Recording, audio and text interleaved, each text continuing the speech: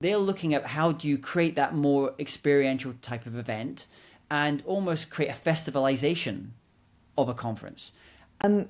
Meeting planners, bookers, people doing the research are getting younger. They're just definitely getting younger. And so many of them are actually, digital natives. They're coming into the world that they've had the internet, since they could remember, right? They've had probably phones since they were going to school. So they've got a different way of looking for speakers, and speakers need to be aware of that, and they need to be much more tech savvy for sure, but also they probably need to think about, and we've talked about this, they probably need to think about ensuring that they are on social media for some of these younger bookers who will be looking on social media. The good side about just this kind of fresh blood, fresh energy coming into the events industry is they've got new ways of thinking about things. They're not happy with what my friend Josh Linkner calls a flags and ferns event, where you go in, it looks like the room hasn't been dressed at all.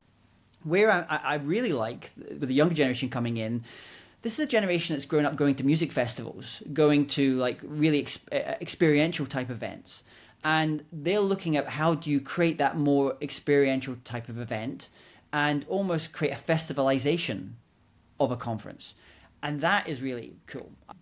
The downside, I would say, is that they often don't know the right questions to ask because they're new in the industry. They just don't have the experience of a more experienced event professional.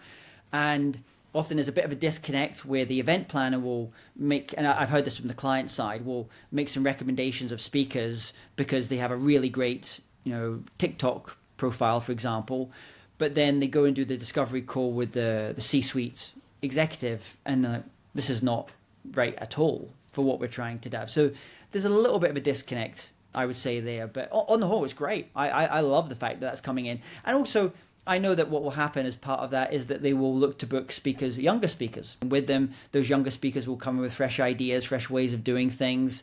So that is the nature. It's always change.